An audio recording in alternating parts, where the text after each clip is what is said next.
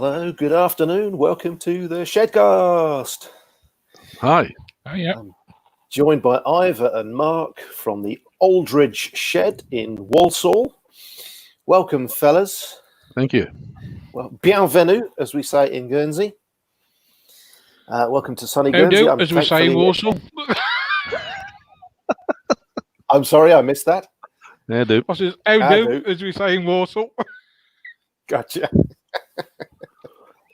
So, dear viewers, I hope you've got your laughing supports on this afternoon, because meeting these two gents, as I did yesterday, giggles will abound. I'm quite sure of it.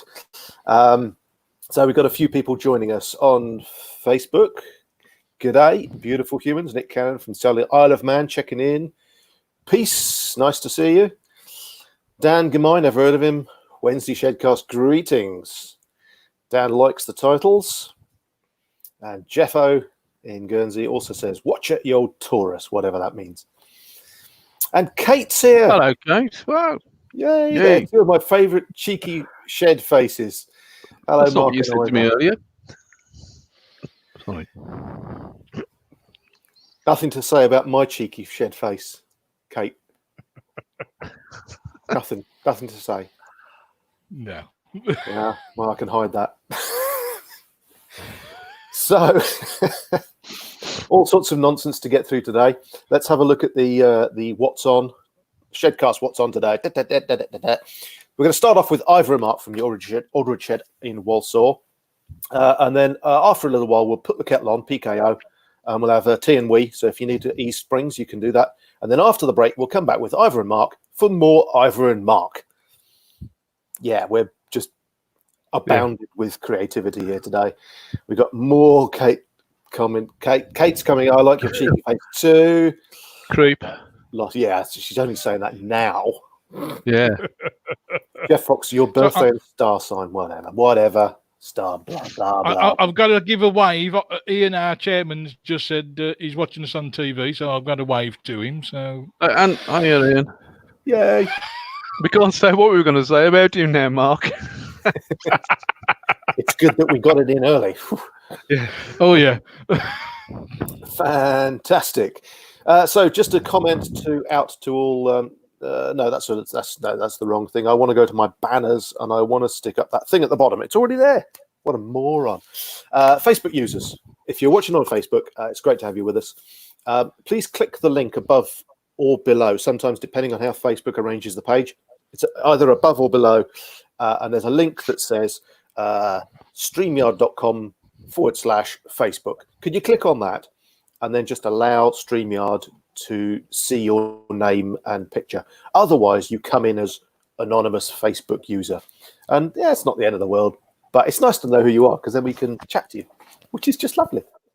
And if you are watching on Facebook or YouTube, you can at any time strap into the comments like these other commenters have, and then we get to see who you are and you can add yourself to the conversation. So there we go. That's some of the housekeeping done. Looking at my diddle-a-diddle-a-diddle-a-diddle. Yeah, that'll do. Fine. So can we start with a video? Video. A video. Right. All right then. This sort of is Walsall sort of in the Brummie accent, or is just sort of borderline? No. Is that more Birmingham? We're black country. Now we're Black Country. You got Birmingham, you got Dudley, Wolverhampton, Walsall. No, And Dudley. all that area, Dudley, is all that area around there is a Black Country, and there's a little bit of local rivalry between Birmingham and the Black Country. I can't imagine. And our accents are slightly different. Aldridge is a posh end. No, it's not. But yes, it's. So we were Staffordshire before Mrs. Thatcher came along in the 80s. Okay. But now we're part of the West Midlands. Okay, I see. One of my only, I'll just share this because it's my only real experience of that sort of accent, the Brummie accent. And I hope this does not come across racist in any way. It just floored me. It was very funny at the time. It was about 25 years ago. And I'd just spent 6 months in Tanzania. and just flown long haul back, and I've been out the country for 6 months and was able to hop on a train to go and see my girlfriend at the time down in Chichester. And it was a rush. It was getting at Heathrow. It was jump on a train.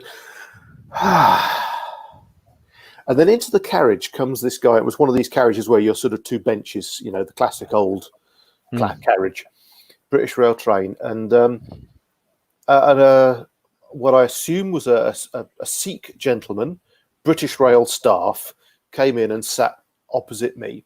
And I had a big rucksack alongside me and whatnot. And I was looking a bit like I'd just dragged myself out of the middle of Africa, funnily enough.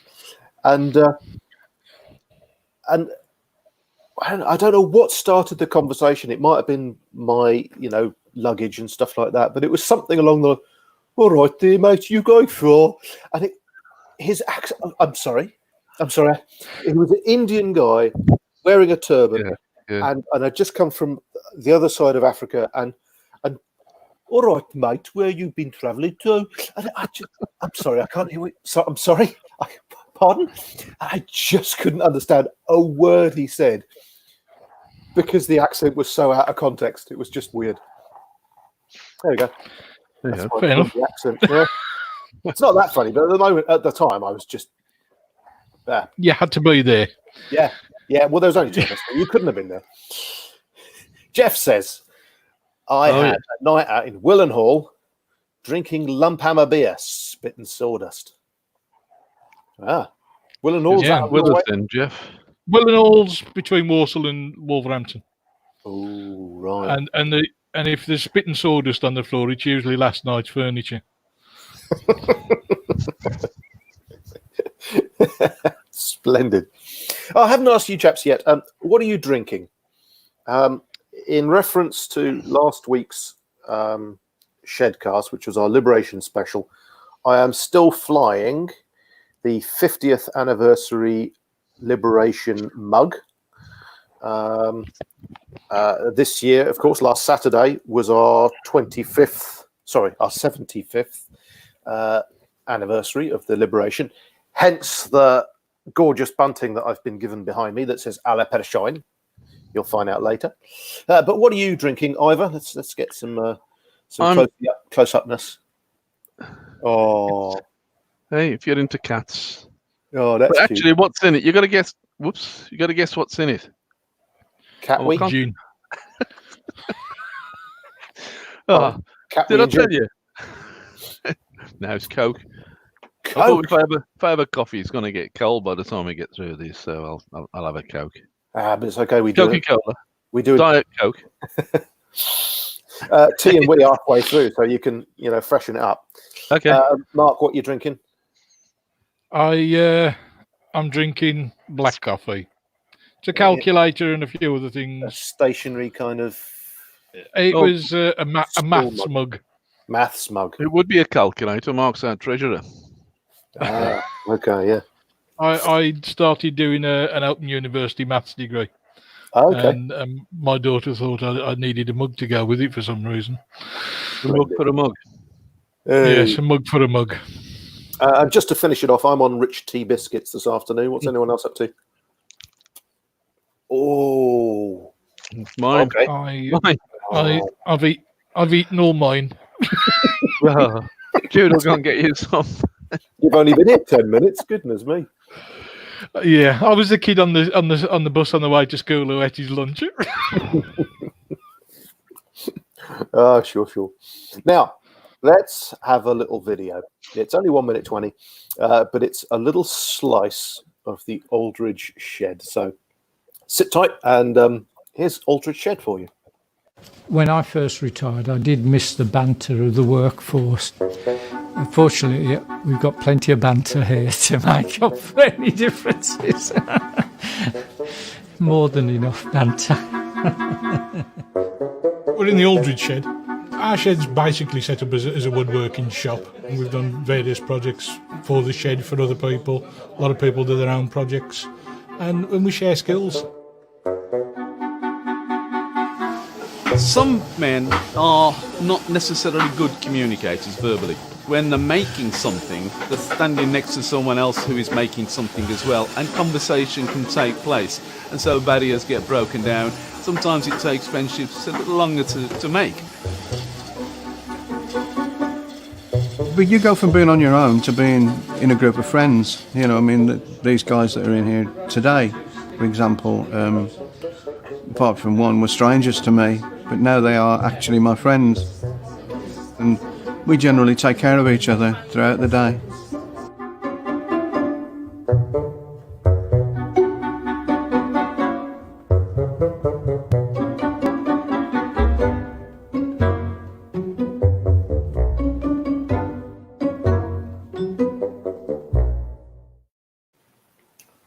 What a lovely little video, a little snapshot of shed life. Can I ask you a question, Ivor? What's the history of your shed? How long have you been around? How did you come about? Okay, personally, I used to be in sales, a sales consultant with a company, and that's selling of psychometric tests, behavioral profiling to companies. And we had a disagreement, and I sort of left them. I resigned. And I thought, well, what do I do now? Well, I just then found out I'd got prostate cancer.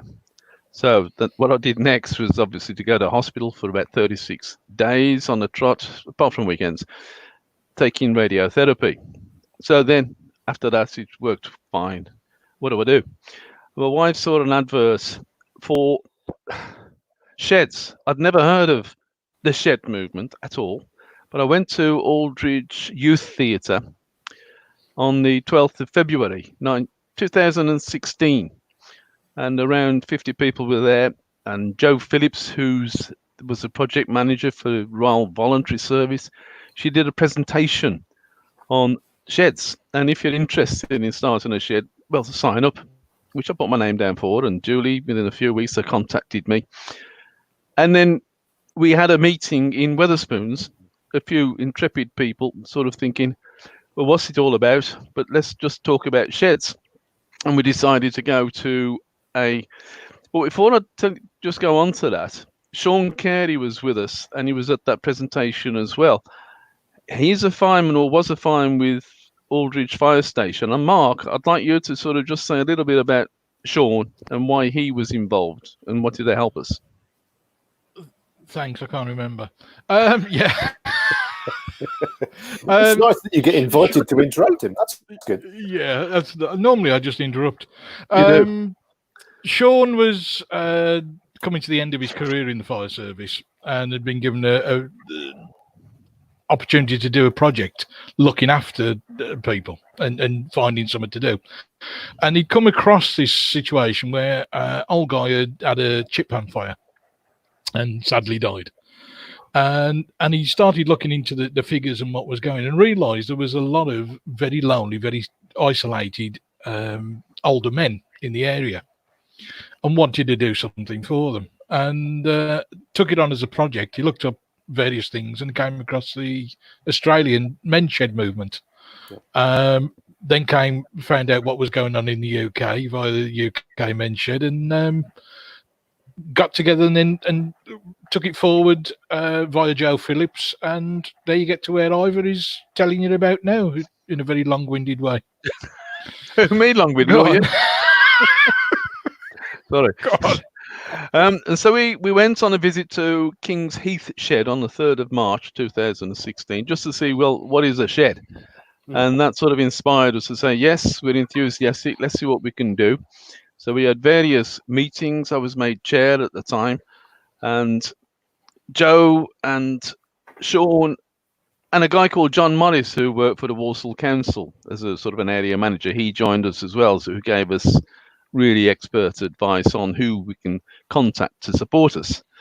So the hardest part for me was really writing, or being involved in writing, constitutions and financial policies and membership forms, which I hate. Paperwork. I think anybody who's been in sales can sort of identify with that. You know, I'd like to sort of get the ball rolling and move things on, but to do the paperwork and the follow-up and the routine, yeah, forget it. Yeah. But it has to be done to get a good job. The hardest part of the shed was finding premises. And really, Sean Carey was probably pretty much instrumental in that because he knew a contact of where we are at the moment, Aldridge Court, which is part of Housing and Care 21. No, And it's they just had a Housing 21 now. Okay, they had a daycare centre, and they weren't using it very much. And we were sort of saying, well, can we have that? And so they said we have to put it to the tenants. And so we had a meeting with the tenants a couple of times, Sean and I. I think what swung it a little bit is that Sean, being a fireman with his fireman's outfit on, the old dears there quite like that. Yeah. Anyway, so I must get one of those then. yeah. Can I just stop you there, Ivor? You realise we're going back to Aldridge Court when it opens, don't you? All these lovely old days that you're on about. They're asleep at this moment in the day. Hey, you got no chance of be watching this. Prime nap So time. we met with the management after that and discussed terms in terms of rent and in terms of electricity stuff. So we're actually, what is it, 7,500 we have to pay. So we've got to cover that. But we had 3 open days. Sort of people came into an empty room to see what it was all about, to talk about sheds, and certain people signed up at the time. Mark, did you sign up at the open day? That was when I came along here on the first open day. Yeah, Mark will tell you his story in a bit, no doubt.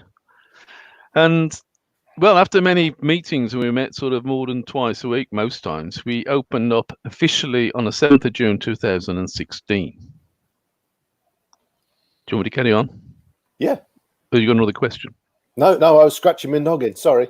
Oh, okay. Sorry. So now, Mark, I think it might be good at this stage to say, why did you join Aldridge Shed at that time? What did you see in it that might be good for you? And what Can- got can you I there just- as well? Can I Sorry? just say I much prefer questions off Marcel than you. Anyway, You can tell him what you liked about me at that first meeting, was it? Sorcerer milk. nothing.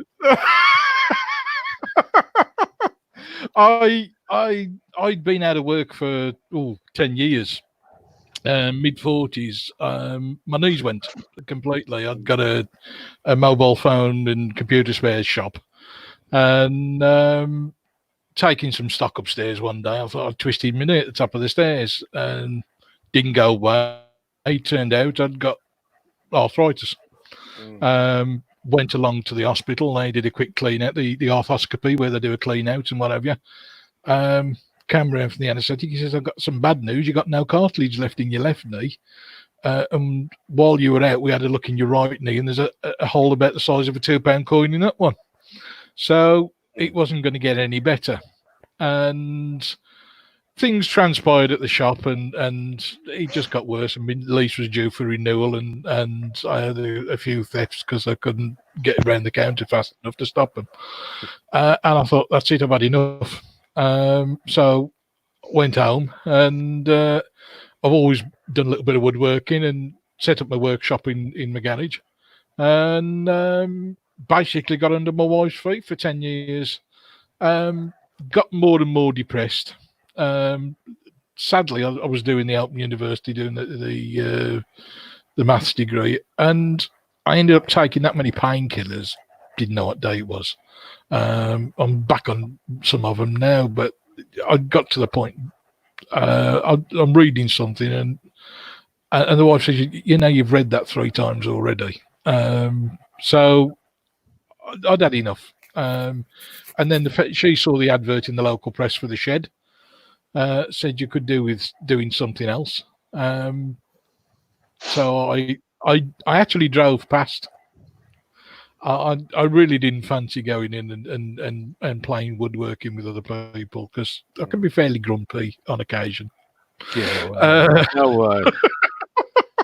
And ended up going in, and the first person I spoke to was Ivor, and he was, hello, how are you? My name's Ivor.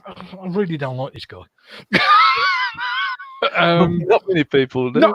Not because of him, but from my point of view, I wasn't enjoying people's company at the time. And I looked around, and Sean started speaking to me, and Ian, who's our now chairman, sign me up, and I signed up and went in a few days later and started helping making some benches, and made the mistake of saying, look, if I can help in any way, let me know. And within a few months I was the treasurer, and I still am. So that was it, really. That was how I ended up involved with the shed. And I'm still one of the youngest there now, which I like to remind them of. You do every time you speak. Well, if you've got that card, you've got to play it. Well, it's the only card I've got. So that's it. That's really it. And I've been there ever since and enjoyed it most days. Excellent. So it's an interesting one that you're situated within a development. In fact, why didn't I think of this before? This is a perfect time to show this in. This might mute your mic, so if you want to talk over the top of it, you might have to unmute your mic, chaps, all right? I can't quite remember what this will do. No, we're all good. So there we are, Aldridge Shed. Right, you're pretty much slap bang in the middle. Yep. The heart of it all, Yep. what we like to think of. Sorry, Ivor, that this is a bit... They like to keep us away from the coast. Yeah. It's the best he's looked in ages. Can you switch us over? I could do that, but that doesn't get rid of him. Oh well. Yeah, that looks better. So yes, what you'll see in a second. This is on Google Earth. And it's pretty cool because there's. You should have said you got a drowning. You did it yourself. That's what I did. Copyright, all that. But you're within this building, which is, was it sort of? You said it was a day centre there. Where's Mark? We've got the bottom right hand corner of it on the ground floor, and it's assisted living housing. There's small flats in there and whatever. Yeah. Okay. So, is there an element of the folks that are living there are served by the shed, or is it not really gelled in that way? You're right. It hasn't gelled in that way. Okay. We haven't got one member who lives there. Okay. We occasionally do the odd job for some of the tenants, but no, we haven't had one member join us, which is a bit weird. That is interesting. Yeah. It's a shame, but it's sometimes bridging that gap. That can be difficult. Okay. Yeah. Interesting.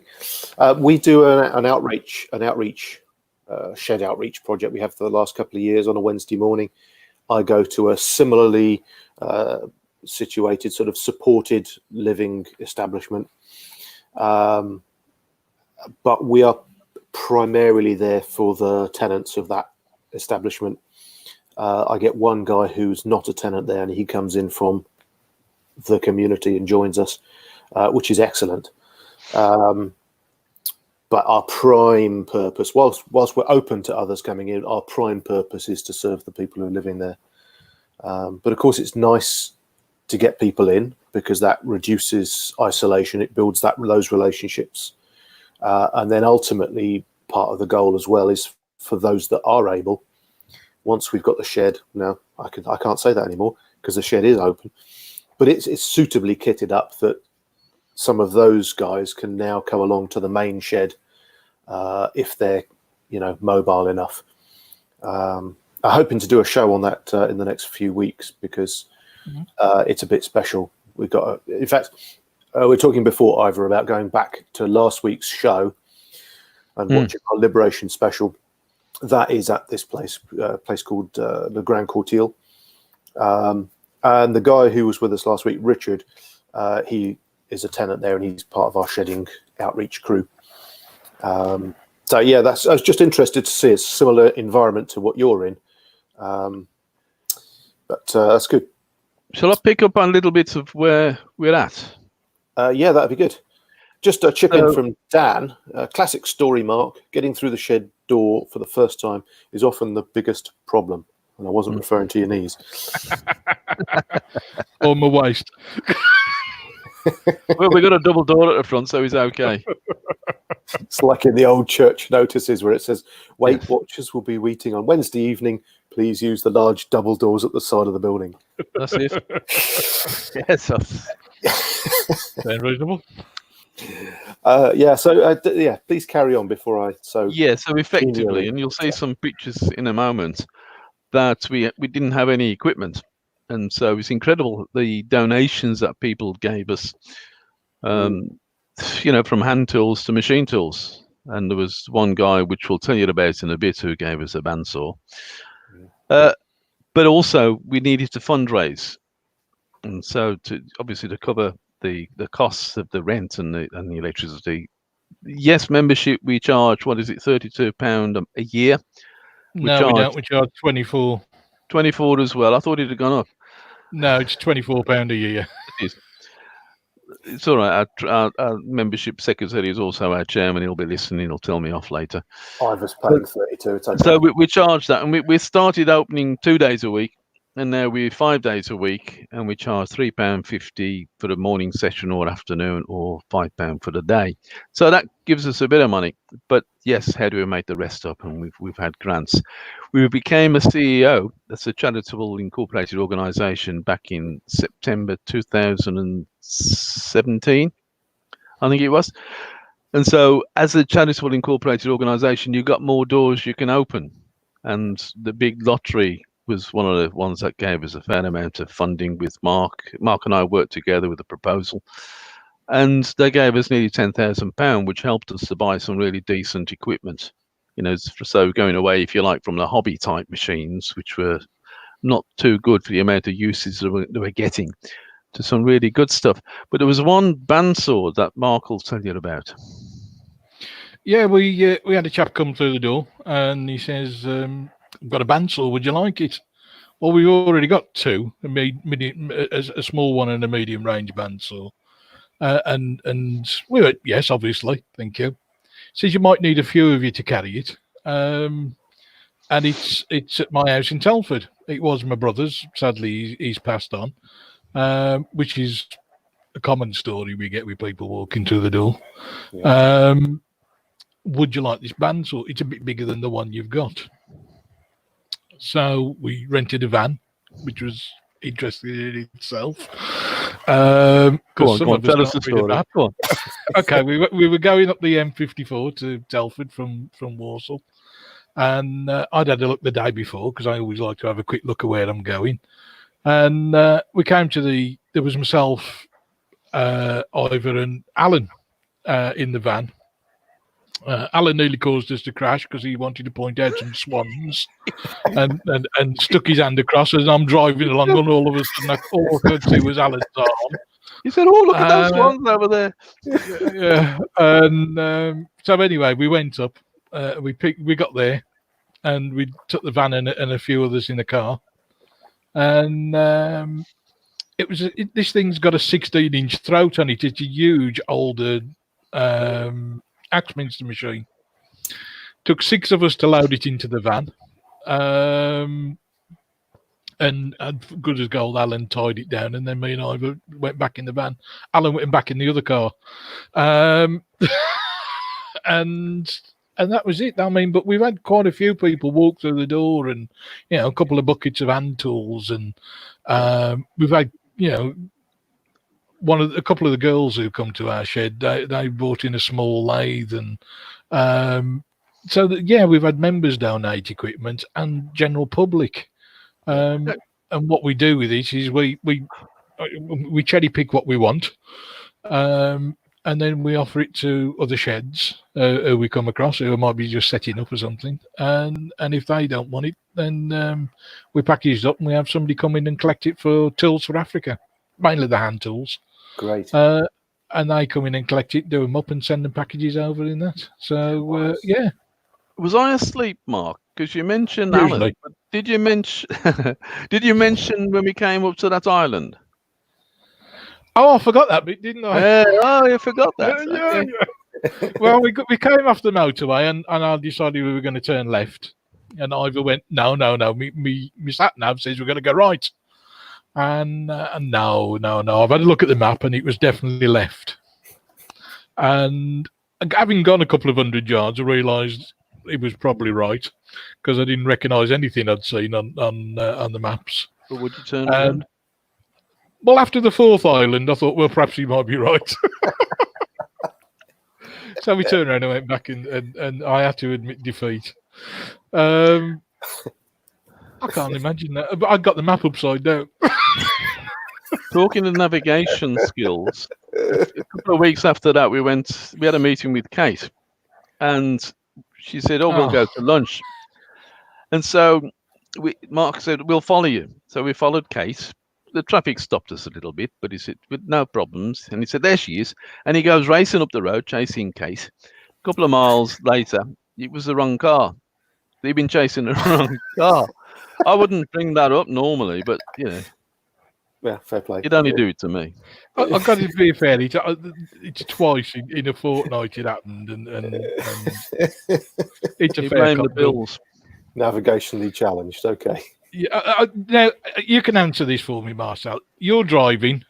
Yeah. What does your navigator do? Does he just sit there and look out the window, or does he concentrate on where the car is that we're driving while I'm watching the traffic? Can you mute him? Well, You in rely on Guernsey- your yeah. Go on. Yeah, there's no navigation to be done. What you do is, if ever you don't know where you are, you just drive until you get to the coast, and then you turn along the coast and keep the sea on your side until you recognise something, and then you don't need navigation skills over it. That's fair enough. But yes, You could probably do the same on your island. It just take a bit longer. Well, just a bit, yeah. Doing laps. But yes, that was it really. So yeah, but we got offered a lot of stuff, and I can't get over the quality of the stuff we'd offered. We had one phone up a few months ago now, and there were 5 garages and sheds that we have to go through and sort through the tools and everything else. Wow. And there was a couple of big petrol mowers, and the local church had those to cut the grate. But yeah, I'm amazed with the generosity of people. Yeah, So, amazing. We see similar over here. Yeah, it's fantastic. And people are very delighted to approach us, as I'm sure they are you, because particularly a widow whose husband's passed away, and there's this shed load of tools. She doesn't know what to do with it, but the thought of actually giving it to the shed and it getting some use again fills them with a great sense of satisfaction and sort of closure as well. It's really nice to be able to help. One feels a little bit obliged to say yes, even if you don't particularly need that, and that.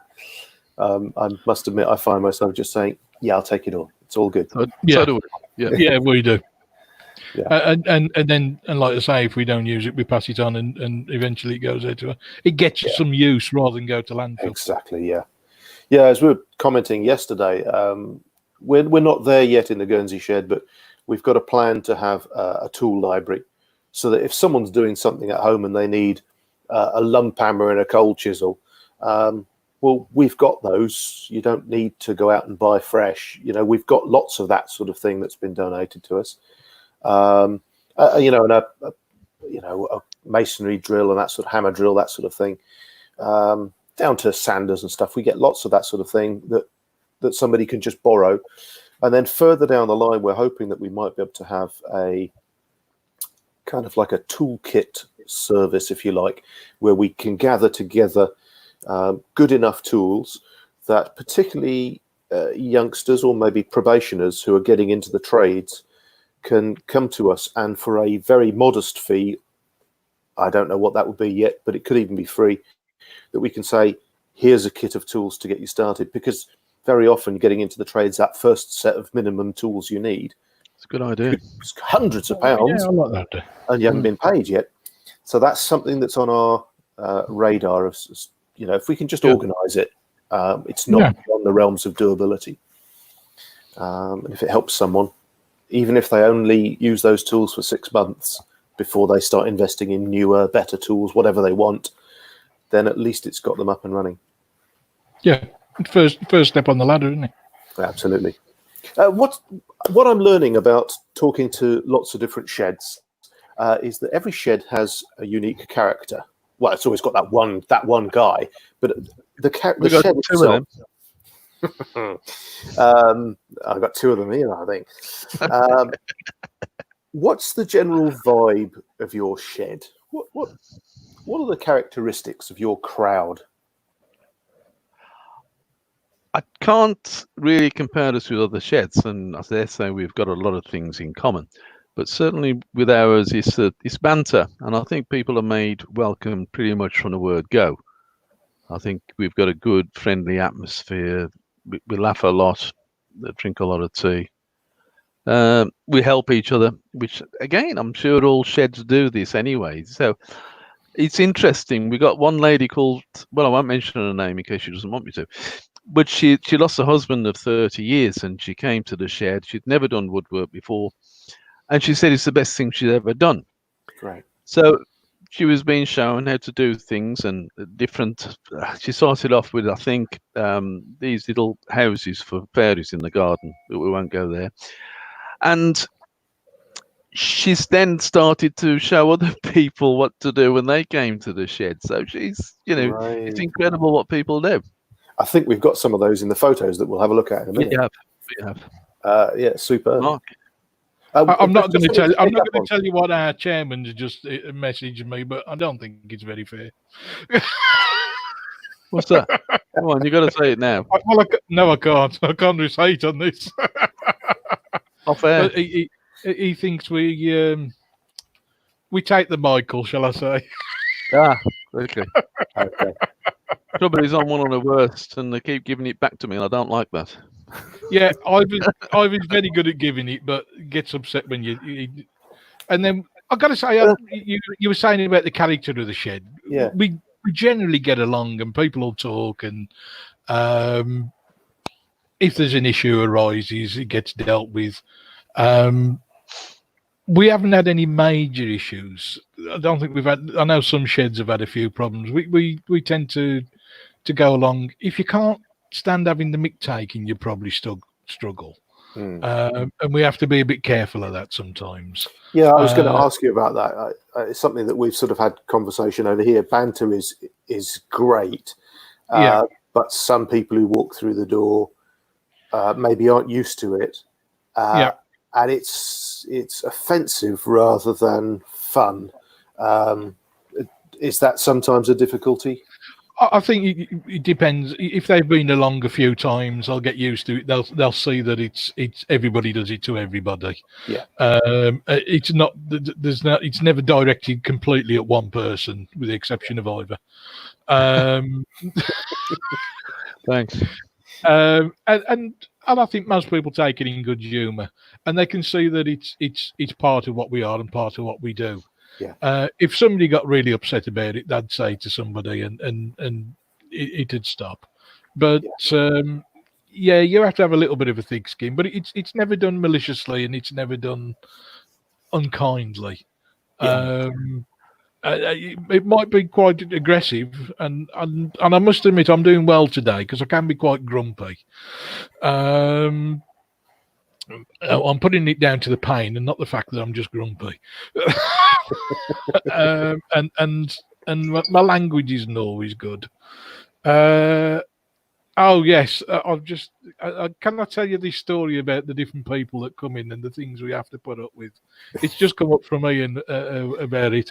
Go ahead. We've got a couple of ladies who suddenly found themselves husbands had died and we had a very basic thing of they wanted to learn how to put up a shelf. And Alan is as good as gold, and he's probably the most helpful person you'll ever come across. Said, "Yeah, I'll show you." So he next time they were in, he bought a brick in, show them how to drill the brick and to raw plug it, and fix, and said, "Well, normally you'd fix a bracket, but we'll show you how to fix a piece of wood." No. And then one of them said, "That was great. How do we put the brick back in the wall?" And I'm not lying. So next week, that was fun. crafting. Yeah, it was one of those Classic. serious moments, Lovely. But yes, we have a lot of fun, and that's what it should be. Yeah. I mean, you talked about the 5-year plan, and we had a Zoom meeting amongst the members like we do at the moment because we can't get together. Yeah.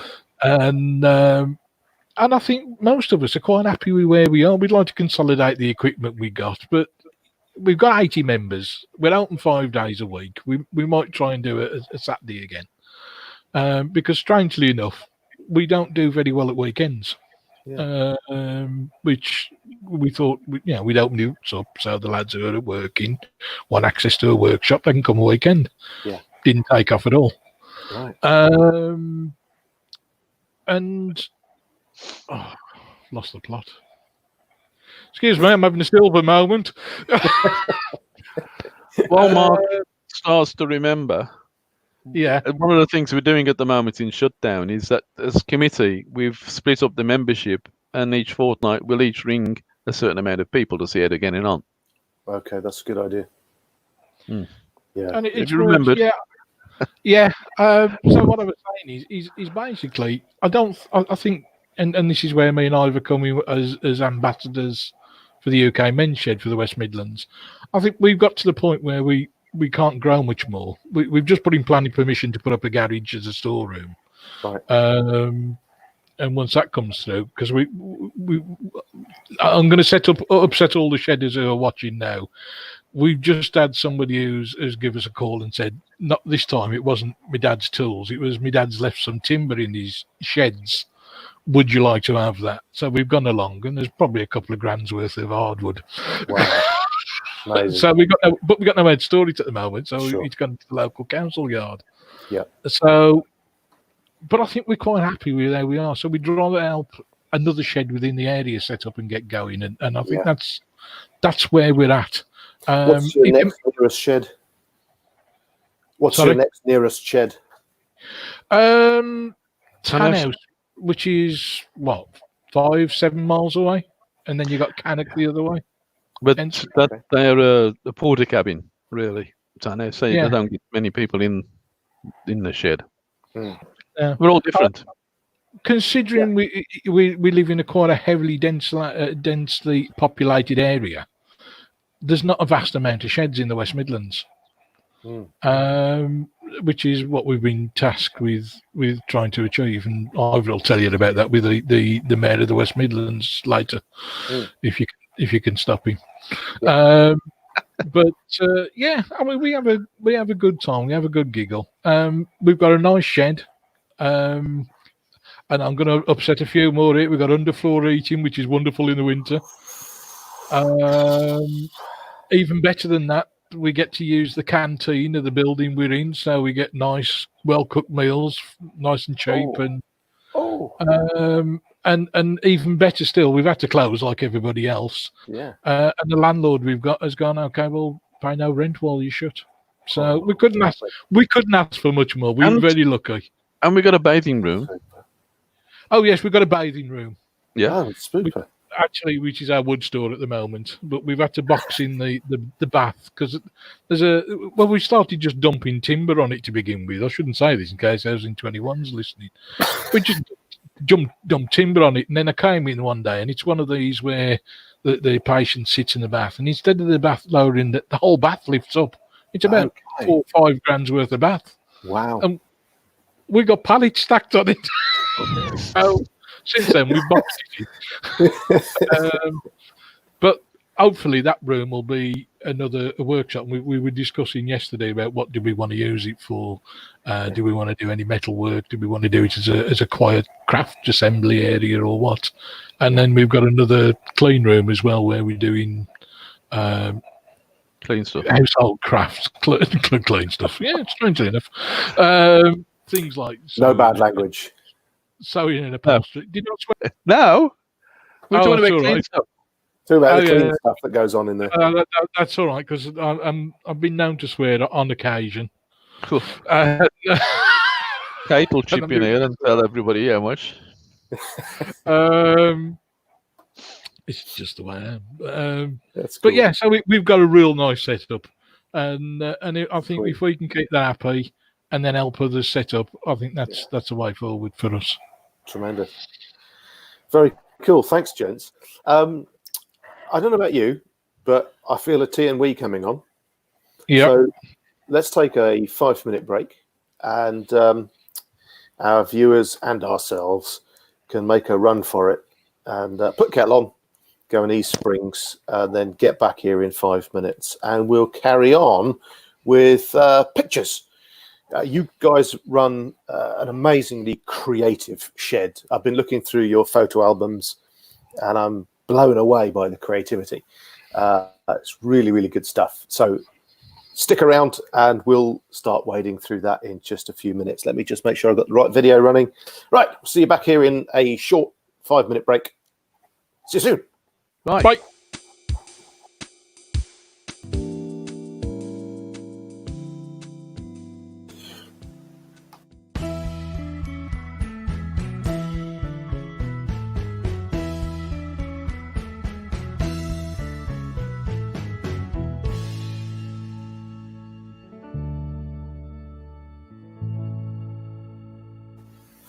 Welcome back to the SHEDcast. Here we go.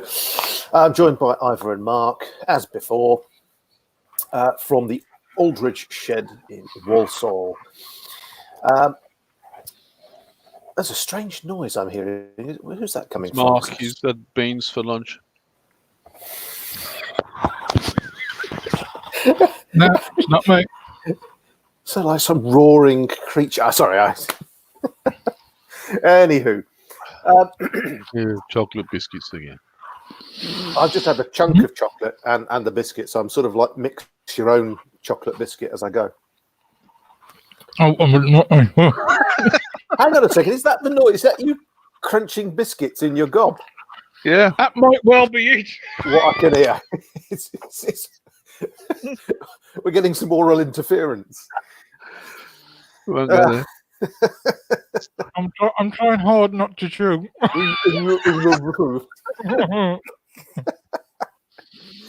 Oh dear. Okay, let's have a look. All Right, we've got some pictures here that I've siphoned off of your website and your Facebook page. Tell us, if you want to get ahead, get a shed. Well, it rhymes. What does it mean? I ain't got a clue. Mark? I wasn't involved. I wasn't even a member of the shed at this point. We didn't come up with the title. This was an article in the Express and Star. We invited them to come along. And as I mentioned earlier, you know, the publicity-wise, you need to get out there and get...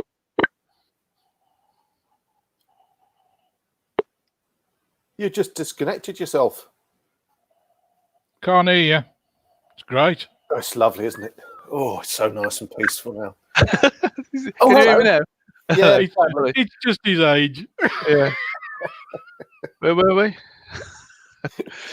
Anyway, It's thanks just... for speaking to us. It's been nice to... Yeah, goodbye.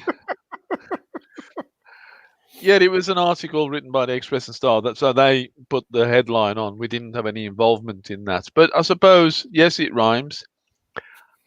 I haven't got a clue really what they're trying to get at. It's just putting a word out there. Yeah. I'd have changed that title. You brought this up, and I'd never really thought about it before. But hey, I think we're just happy for the advertising. Yeah. Free. We didn't pay for that. To give you some indication, the second guy in from the left, that's Ian. That's our chairman. Gotcha. Yeah. The chap with the chisel in his hand, that's Alan. Yeah. The one next to him is Ivor when he was much younger, obviously. Yeah, I can't believe that. And the guy on the right is Johnny. He's you won't mind me saying, he's our oldest member. He's 85. Excellent. And he was chief design engineer for GKN. Okay. And this man has forgotten more about things than we know. And the trouble is, he starts talking to us, and I was told you he was a salesman, and I sold mobile phones and what have you. And after the first 30 seconds, it's like he's speaking Swahili. And we don't understand a word. Ninasema Kiswahili kidogo. That's it. I'll take your word for it. Safi and Zuli. You see? Well, yeah, but again, I didn't understand that either. But they're a good bunch. And I can't recognise who the other two are, sadly. Just loitering about in the background. All right, That's Brian at the back. Oh yeah. Hang on. I can Brian in the middle. I can do that. Oh yeah, Brian Birch at the back, and don't that's want to see him. Dave. Don't behave. Okay, there we go. Right, if this allows me. Okay, so where are we now? This is an open day. We're in one end of the shed. In the background, you can see a sort of a kitchen area where we've got. That's where we make our tea and coffee. But really, we're just showing our wares and we're explaining to people what the shed is all about. Come and join us. Lovely. So let's have a look around your workshop. Let's see what you've got. That's Nice Alan open again, who space. was instrumental in building a lot of these benches that you see around the outside. None of them are fixed to the wall. We weren't allowed to do that, so they're all freestanding. Oh, that's a good idea. Okay. Yeah. I mean, obviously, it's nice to be able to anchor to the wall, but actually, if you can't, then it's also good. That's the lady I was talking about earlier. Okay. Who means the fairy houses and other stuff. Okay. Yeah. Yeah. We got pictures of those coming up. These Okay, so this is sadly, what- the shed doesn't look like this anymore. Although the benches are still on the end, and you got this piece sticking out, because we've spent so much on machines and everything. It doesn't look a lot like that now. You With can't these move two, now. this lady and the guy behind her, they're actually married now. Yep. So I don't know whether they actually met in the shed, but obviously the romance blossomed. And Shed wedding. oh yeah, Oh, that's nice. I don't remember getting an invite. no, I didn't. Yeah, whatever. So this is something I didn't pick up on before, but I'm pretty sure she's not a man. So what's the gender setup for your shed? They'll have to go for a medical when they come for membership, first of all. Sorry. With about My wife's not listening. I am. with about 2 to 1 on male female. For male female split. So we, we got about 20, 25 ladies. And the rest are men, and then there's Ivor, which we haven't decided which category he's in. Thank you very much. Ivor.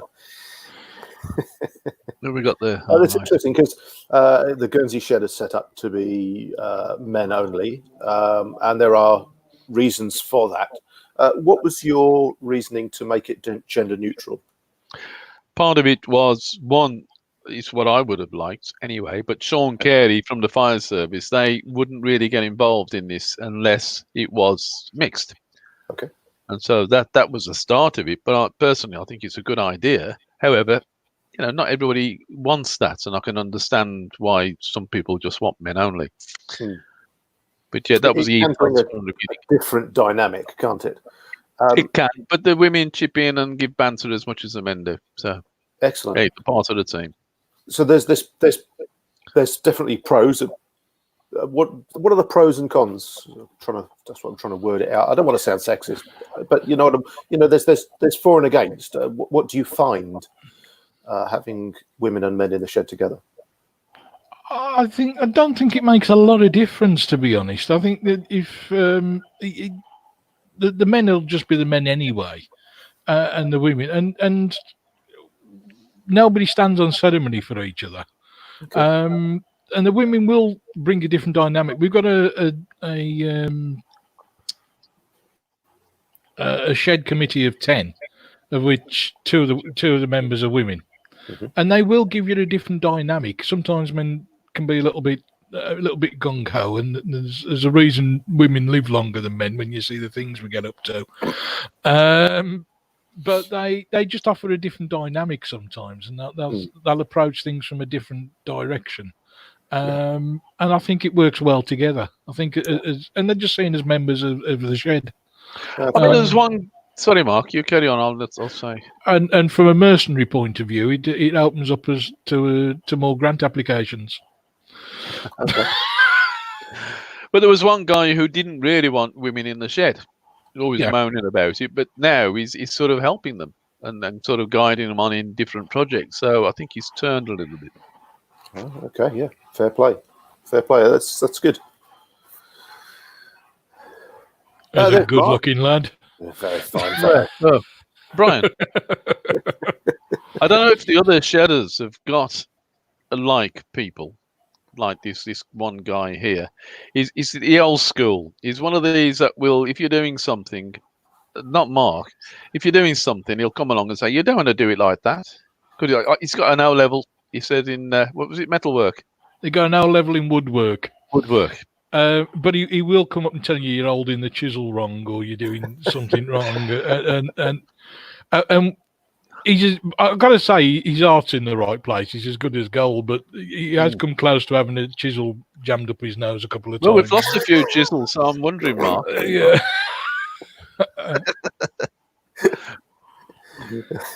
This You're guy's getting an me in trouble. manager. Yeah. This is that lady.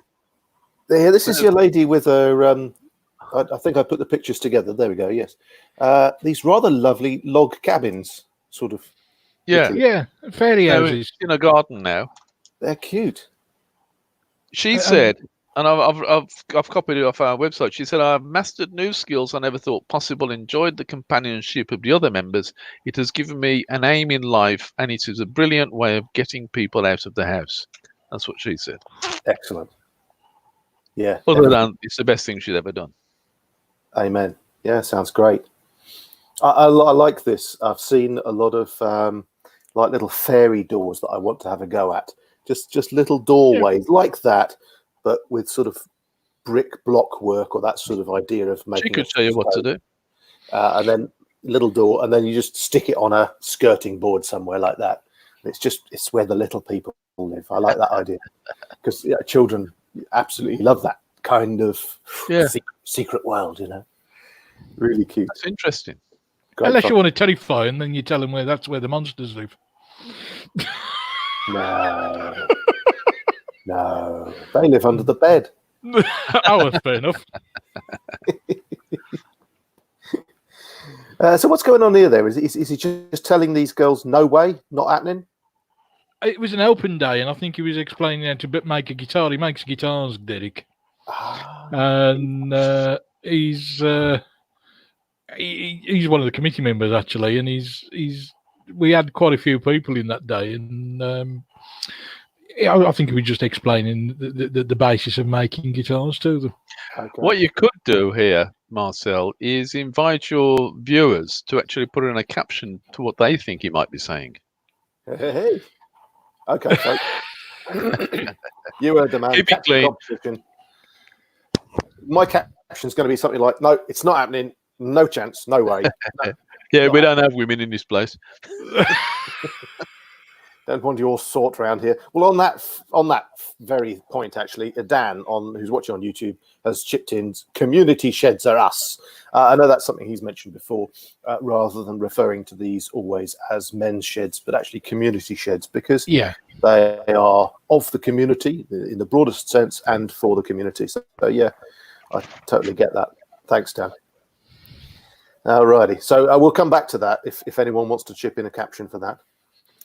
And then I've strung a few pictures together here because you can see what this guy's working on the bench, but then we've got a couple of photographs of kind of close-ups of what he's been working on. Tell us a bit about this fella and what he's been up to. Yeah, can I tell you what that guy Paul himself said? Please do. And this was written back in 2018. Paul was introduced to the shed 2 years ago following an accident at work where he broke his neck and was paralysed. Stuck in a house with nothing to do, he was understandably miserable. And Paul says this: "I left school at 16 and have been in work ever since, working 6 or 7 days a week. To go from that to lying in bed all day, everything was depressing. Joining Aldridge Shed has changed my life, and my family can see the difference in me. I treat it like going to work. I get up in the mornings, make my sandwiches, and come here all day, 4 days a week. It gives me a sense of purpose and a company and banter that I missed." Great. That's brilliant. Having the place open 4 days a week, it's 5 days a week. It's 5 now, yeah. That's really positive. How do you staff that? There's usually a one or two committee members there, people who are aware of what needs to be done and what. Paul's there most days. and has got into the habit of coming in, setting it up, switching the boiler on for the drinks, and getting everything ready. And as long as there's more than 2 people there, we're happy. Everybody goes through an induction when they come. They get shown how to use the machine safely. Not all the intricacies of a machine, because you can't. Yeah. But before you go on them, you have to be shown how the safe use of them, and allegedly. Yeah. And the reason I laugh, we've got a health and safety that I have to go through, and the only person that's had an accident in the shed is our health and safety officer. He cut his finger on the bandsaw when it was off. He had to go to hospital. He turned bad ways. And what happened after that? How long was he in? Well, he went into the hospital and they didn't clean it out properly. So 3 days later, it's become infected, and he's in the local QE for about 2 weeks. He's had only injury so far. Touch wood. But yeah, so Paul's there every day. Everything's done voluntarily. Excellent. Like I say, there's a committee of 10, but we're constantly consulting people before we make major decisions. Yeah. The day-to-day running will make it, but if somebody really disagrees with what we've done, then you will listen to them and carry on and go back, and we're flexible and we'll change. I tend to upset more people than most, but I don't intend to, but I do. I can be a little bit forthright at times, which isn't always a good thing, and grumpy, and miserable, and mercenary. But other than that, I'm great. I can say what I like at the moment. The door's locked. You can say what you like, but we will meet again, and I've got a big bat. Hooray for lockdown. So Paul's a good guy. He's there every day, and it makes a lot. Yeah, if only people would clean up after themselves. Yeah, I couldn't help but zooming in on that, because it's an issue, isn't it? It is. It's always the same half a dozen people who don't clean up after themselves, and you can talk to them until you're blue in the face.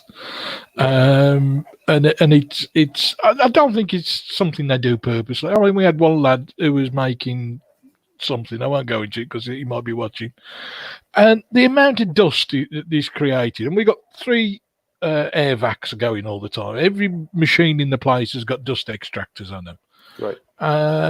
And where this corner is now, we've got 3 of the big air filters, so they're running all the time as well. Yeah. And the place was about 1.5 inches deep in dust. And I said, well, you didn't think to clean up after yourself? And he just turned around and he went, well, I got a bit of COPD, he says, and I was feeling a bit short of breath, so I went home. Is it me? So yes, you do get a little bit of that. You're always going to get the odd one that moans. You get a good cross reference of people that are there. My wife, who's also a member of our shed, explains it quite well. She's a bit like a bottle of pop. I tend to go off very quickly and then settle down just as quick.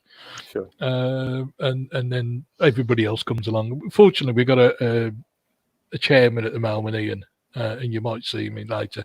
He's very settled and he calms everything down, and which is just as well. Good. So, these are some of the things that Paul made for his grandson in the early days. They're lovely. Absolutely cracking. Good job, Paul. Yeah, nice. He's a good lad. Some grandson's going to be very happy with that. Love it. Rather nice planter. That's certainly got some volume to it. Very good. Another massive one. That's really big. We made that one for John Morris, the lad from Walsall Council. Excellent. And that's actually made out of all pallet wood. My favourite material. Yeah. Love it. Now, I've picked this photo because was it the Reading shed if you saw a few programs ago, they had a spout at making these, but they didn't just make 1 or 2 or 3, they made hundreds of the things until the point they were marching out the door and hitching lifts in vehicles. And Crazy. And they sell them at Christmas markets and stuff But like had any of theirs got a red nose like ours? Yeah, unfortunately, every single one of them had a red nose. Oh, well, fair enough then. Yeah. But this was my suggestion to them. What they were saying is that because they've been doing it for a few years, people are coming back the next Christmas saying, "Oh, we've still got our Rudolph in the front garden." Yeah, but of course they don't want to buy another one. So my suggestion was to paint some whole pile of golf balls brown, black, or something like that. A bit like you've got some that don't have noses, because you can only have one Rudolph, right? Yeah, right. But there's 10 reindeer, I think it is. I think in the song, I had a seasonal job. You'd think I should know, but I think there's about 10 reindeer: Blitzen and Donna and Doodah and Thingy. But actually, they could all have brown noses, and then people could collect all of them. You see. So when you said lots of brown and black golf balls, I thought you were going to do something completely different. Been walking around the common, finding these really nice brown golf balls. Yeah. It's like just a pile of them together, just behind him. That's what. Yeah, okay. We're a similar wavelength. Cool. More planters and small gates. Repairing his gate. Very small. Well, he's a very small person. Lovely. And what's this thing here? Alan, who you saw earlier, does the scenery for the local youth theatre. You see a shield behind in the background. There's an even better story than this. He took it down to the youth theatre and it needed some work on it, so he brought it back. Couldn't get it in the car. So the bars are going through. He got the bars on at this point. He's got the bars on the back of his car, and his wife's driving up the road, and he's running behind with it. I didn't know that. Oh, yeah. Did you not get a photograph? Sadly not. Oh, shame. Yeah, that's one of Alan's cannons. He does battle reenactments and stuff. Okay. I think. Splendid. He used to be part of the Sealed Knot, which is a reenactment society for the Civil War. And he still thinks he's a cavalier. He was born a few hundred years too late, was our Alan. And is it a sewing box or toolbox? Very nice. A sewing box. Yeah. It's gorgeous. Yeah, very nice. And I'm seeing dovetails and everything. Yes, I think it was what. Overhand dovetails, yeah. I can't remember who built that, actually. No, nor me. All the proper job. Lovely. Yeah. What else we got? Cool. Someone making wood shavings. No, that he's not. He's making acrylic shavings. Is that acrylic? Yeah, I think you're working on acrylic there. It looks woody, but it's hard to tell. Yeah, it's the early days when I'd never made pens before. You'll see some in a bit, but that was my early days of learning how to make a pen. Gotcha. This is fantastic. How was that done? That's been done on CNC. Oh, Mark, I was going to say it was all hand carved. Yeah, it was done on John, the older guy who I mentioned earlier. He's got a CNC at home as well as the one we've got at the shed, and he did that at home and brought them in for us. That is pretty impressive. I've got to say that the man's forgot more about engineering and CNC work than the rest of us have got information put together. Some of the programs to make these he gets off the internet, but some you can program himself. That is pretty impressive. Very nice. Now, Ivor. Yes. Ivor, pull out your thingy. Please don't. Now, I'd never made a guitar before. This is a 3-string guitar, and my son plays the guitar, so I thought I'll make one for his birthday. And here, can you see it? Here it is. Ta-da! Similar. So that's nice. That's Give my us a tune. I haven't got the strings on it. I've got the strings to put on, and I've got the bridge. But it was for my son's birthday, which was a few weeks ago, and obviously with a shutdown, we couldn't visit him to take it. So that's how I Oh, you thought. shut him off. I'll leave the strings off, and he can put the strings on, so it'll be part of the building of it, if you like. Gotcha. Okay, yeah, well, that's okay. Well, But I don't we'll think let you I'll do off. another one. They Why? make a few of these cigar A box lot of guitars. hard work in making them things. Oh, okay. Certainly putting the frets on. Oh, yeah. So you've gone John, to John helped me with this. John, the guy with the CNC, he put the grooves in for these on the CNC. Yeah. And also the pearly bits. Ooh, So yeah. he did that. I did most of the other stuff, but he did that, which was a massive help. Sure, very nice, very But the nice. pure guitar makers, they wouldn't use the machine. No, of course not. Well, No. you know, that's up to them. Snobs. But you're going to show a guitar later on that John has made. Then Mark will give you the story behind that. Yeah. Just a couple of comments coming in from Dan.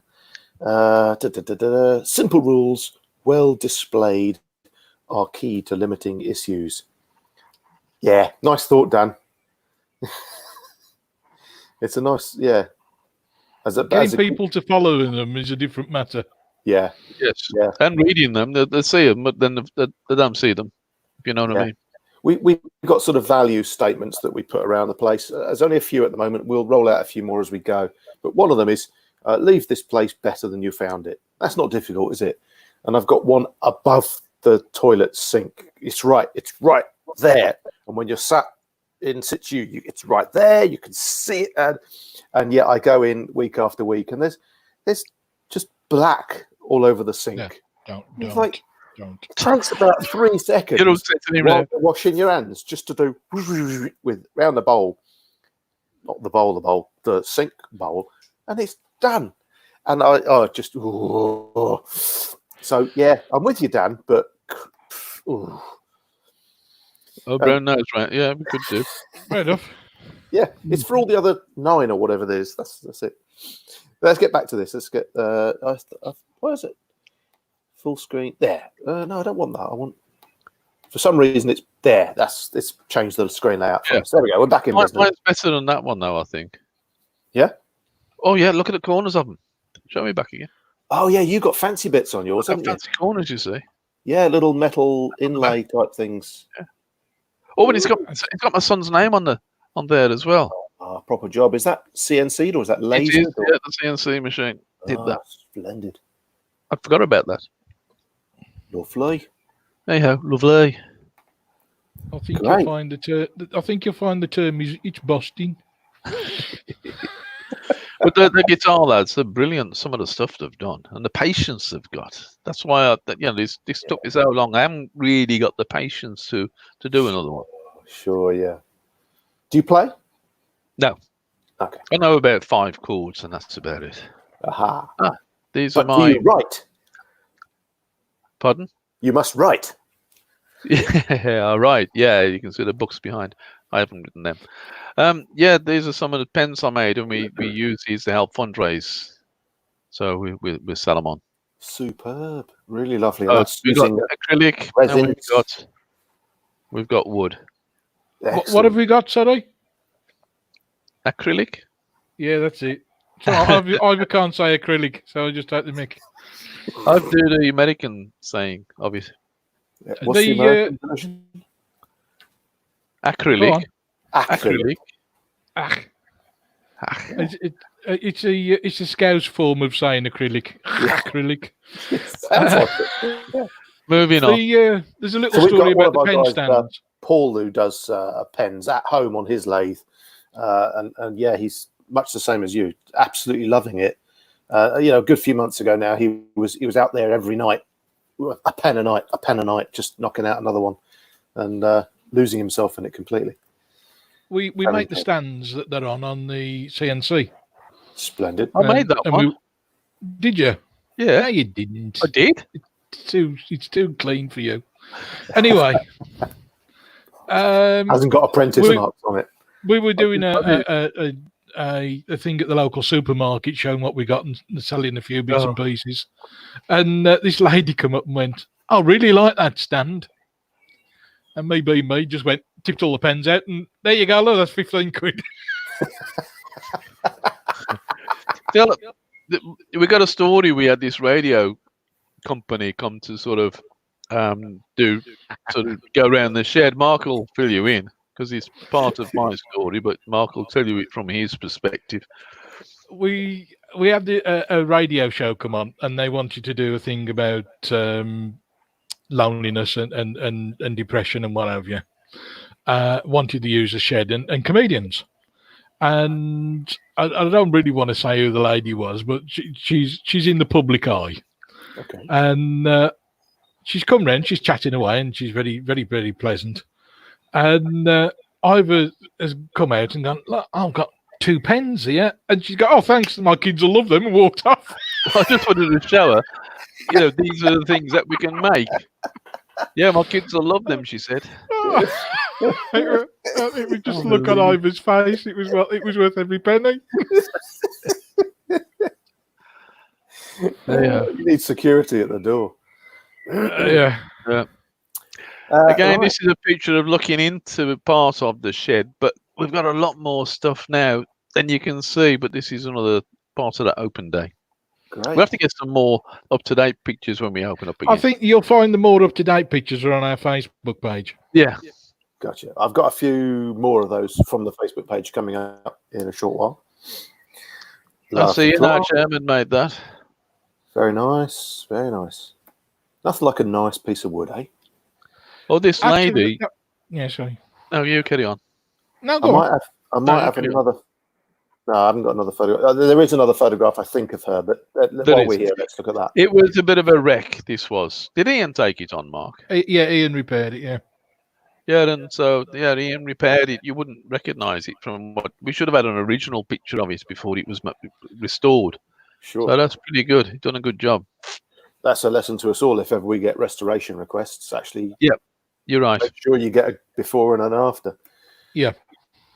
Yeah, great. But this is rather. That's a wonderful. Actually, that's the lift. The top lifts off. There's a tray inside that lifts off, and you can't see it on this side. There's a bench on the other side, and that pulls out for pens. It's a desk tidy. Okay. And it was made for the RVS. That when they first started helping with the sheds, they put them up. And that was a thank you from UK Men's Shed to the RVS. And the guy who made that's really good looking. And his name's Mark. It's funny you should mention that. Yeah. We see what you did there. It was hard to miss. Great. And I love your... we saw some of these on the bench earlier being made, but they're rather fun. Yeah, Trevor does those for... They go really well. Really. Yeah, they go well, sell well. And at the back, you can see that mouse. Oh, yeah. That was done on the CNC machine as well. That's excellent. Crack-a-lacking. And little coastal sort of seaside. Coast huts are a lot cheaper, actually, than the ones you get in Bournemouth. A lot cheaper than the real ones. That again was done on the CNC router. Yeah, no, they've got a few of these sort of dish tray type things on the CNC. That's quite impressive. We've got a CNC, but we haven't gone, throwing it into nice pieces of wood yet. Yeah, very, very cool. Mm-hmm. Cheese, I assume, cheese platter. Yeah. Mm-hmm. Tons of Christmassy things. That must be very popular at Christmas. The trees sell well. You usually hang a bauble on them instead of the little houses. Oh, yeah, okay. They go well. Yeah, very cute. Lovely. And then bandsaw boxes. This is something I've seen for the last few years. I've come across them, and you've got a whole pile of them, and they're really, really nice. I haven't tried one yet, but I'm really keen to have a go. They're quite easy. However, you need a lot of patience again with the sanding of them. Yeah, okay. And I'm not sure whether that's one I made or Ian. Ian will no doubt tell you. Look for the apprentice marks. I think that's mine, but hey-ho, might not be. Lovely pens. Yeah, I don't know who did those. Someone's been working hard. Oh, that's the vicar at our church asked me if I could do a cross for Easter. And okay. So that was my effort. Excellent. Again. So, do you get a lot of requests for community type things or personal projects that people say, oh, could you guys do this for me? We get quite a few, yeah.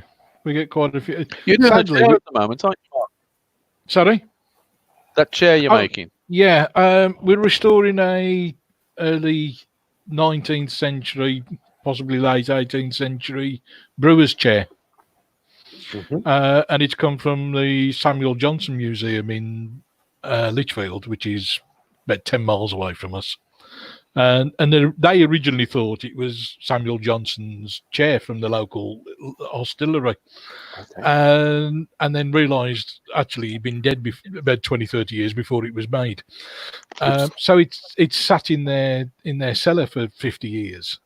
And we've had it in and we've stripped it down, and I've redone it and re-veneered the front and done the woodwork on it. And at the moment, my wife, who's also, like I say, a shed member, she's reupholstering it. Nice. So yeah, we get quite a few jobs to do. Excellent. It's interesting to know how the community interacts with the shed. Talking to, I think it was Jeff up in the Dalbeattie shed.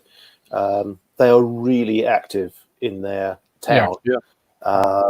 Getting so many requests in, but able to do, amazing things for the community. Brings Sorry, people together. It's great. Sorry about cutting in there. That's I've been to Dalbeattie Men's Shed. Okay. Phenomenal setup. Cool. It's huge. Well looked after, and they've got a real nice setup, and it's all done by fundraising. Excellent. So they got a nice setup. Brill. Excellent stuff. More Christmas stuff. It's the best time to sell. Yeah, true. And possibly More Christmas Christmas stuff. Yeah. Rather lovely bowl. And this bandsaw box caught my eye because it's got the open edges, just where the mouse is over on the sides, rather than trying to hide the fact that you had to get in with the bandsaw blade somewhere and then gluing it back together. It's a feature. I think that's fun. I'm pretty sure that's Ian's bandsaw box. I like that. That's, different. And is this the guitar? I've got a better picture later. Is this the same one? Different one? This is one that Colin has done, isn't it? Yeah, Colin's hand built this one. Got a fantastic laminated neck there. Yeah, it is. He's really, really good. He's Colin. His attention to detail is phenomenal. Superb. Nice. Lovely. Yeah, you can see the laminations there. What fun. Is he a player or is he making it for someone else? I think he just likes making guitars. I think he's made about a dozen, possibly even more than that now. Excellent. Good stuff. I think he does play, but only for his own entertainment. Fair enough. So as I was saying yesterday, this is for the local eagle mainly to come and use. Because when the sparrows land on there, he's quite happy to come and help himself. It doesn't do it justice, but that thing's about 8.5 foot high. Gotcha. Okay. And I don't know about eagles. You could land pterosaurs on there. It's a big one. So really, when you put seeds out on it, the seed isn't the bird food. That's just the bait. Yes. I'm baiting up the food. Yeah, the bird table thing. Very good. This is what I made for my wife. Little Lovely. Resin heart in the middle. Splendid. Is that does that go all the way through? Or is it just? It's just part way through. Yeah. Gotcha. Lovely. Cool. Nice mixed media type of thing. Now this is pretty adventurous stuff. Martin, yes, he's that's solid. It took 4 of us to lift it onto that bench. Eesh. And he's built it for his granddaughter. He's made an absolutely gorgeous job of it. Splendid. We've got a guy over here who also does rocking horses, similar sort of size and scale. I'm not sure, can't remember if they're solid as well, but could well be. That's a beauty. It's the saddle's been made by one of the lads in the shed as well. Walsall originally was a saddle making area and still is. Considering we're in the middle of the country, we do a lot of leather work, and we've got the Leatherwork Museum, strangely enough. And he was a saddle maker, and he made it for us. Excellent. Good stuff. Nice bit of history too. Mm-hmm. Someone's spinning something. Yeah, we've got two lathes, and hopefully when we sort out the wood store, we might get another one in there. But we're thinking maybe a metal lathe rather than wood turning. Okay, yeah. And are your wood lathes this kind of size, or have you got sizes? We've got that one and a smaller one that people tend to turn pens and small stuff on. Gotcha. That's something that we're hoping to get in Guernsey. Is we've got a couple of one very large lathe where you can turn the headstock 90 degrees and spin something that's 6 foot across. Don't. Yeah, we'll not go there, but big one. And then we've got a MIDI size, and then there's a new MIDI size one. But I'm really quite hopeful at some point to get something that's very compact, something we can put on a low table that someone can sit to use if they've got leg problems, or a wheelchair can roll up underneath it. And like you say, pens and egg cups and little bowls and stuff like that would be perfect. Have you used any of the, on the UK men's UK MSI? Thank you. There's certain companies that will offer a discount, and one of those is based in Wolverhampton, just up the road from us, and they do a nice little lathe. And on your first order, they'll do quite a decent discount on it. Splendid. Okay. So, have you companies are available, but what company would that be? That's Toolsave. Toolsave. Okay. Yeah. And if you go on eBay, their brand is Lumberjack. Okay. Toolsave Lumberjack. Also, some of the tooling we're using now is carbide tooling. I think, Mark, you've just bought some for your house. Yeah, they act as scrapers rather than cut like the normal chisel does. They'll scrape, but you can interchange the heads. So they're just a different version of using them to turn. I still prefer to use a gouge to rough out. Yeah. Okay. Yeah. Yeah. Very cool. Something we're looking for at home is at home. What am I talking about? Something we're looking for here is tool sharpening, a tool sharpening station. And one of the guys suggested last week one of these. Is it Kirby? It's sort of like a linisher type design with a bunch of fitments so that you can get the perfect angle on a rotary gouge. All that sort of stuff. So we're looking at that. Yeah, we bought a whetstone grinder. They've got a slow motor on it, and we had that from a place in Leicester Rutlands, and they were a lot cheaper than anybody else with it. Okay. You can say I put me treasurer head on every time we talk about spending money. I have to have a ring around and see what we can get for the best price. Of course. But that's worked well for us, and that's got a lot of fitments on it. Excellent. Yeah, good stuff. So this is your guitar man fitting frets by the looks of it. Yeah. Yep. Very nice. Oh, that's yes, that is the guitar with the stripy headstock there. Very nice. Lovely.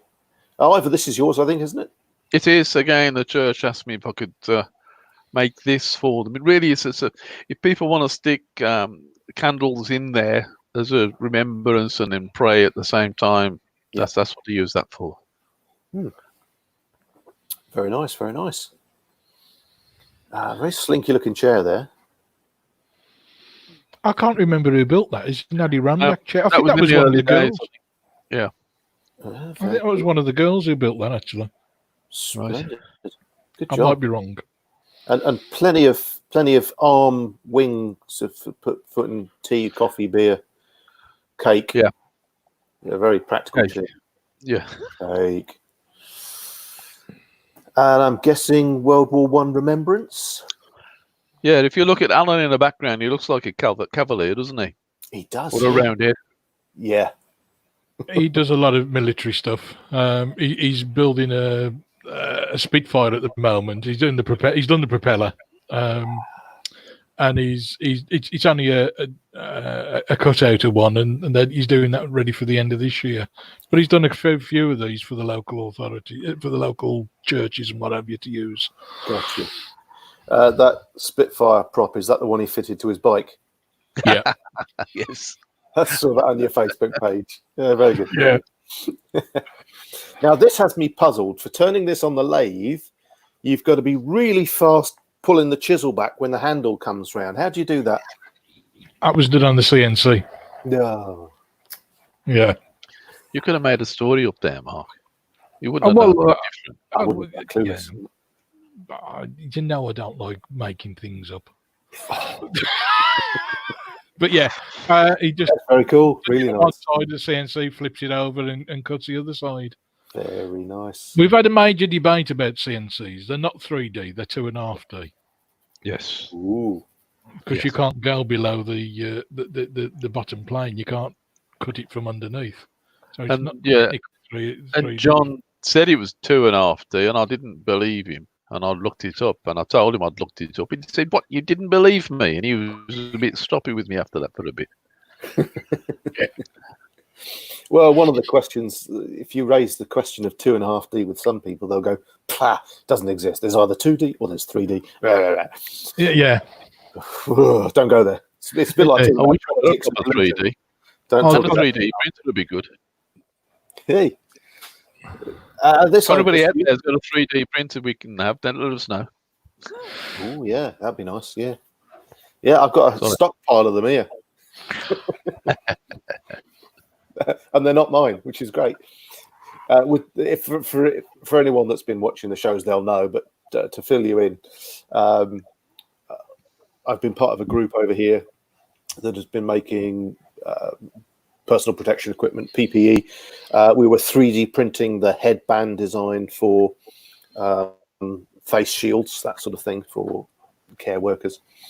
But there was a couple of guys in the circle of about 40 or 50 people who couldn't run their printers for good reason. And the printer that my son has is only a small bed, sort of 80 mil square bed, and it's not big enough. So these chaps said, "Look, take my printer, then you can set up a printer farm." So I fostered like a printer fostering program, a fostered printer farm. That sounds about right.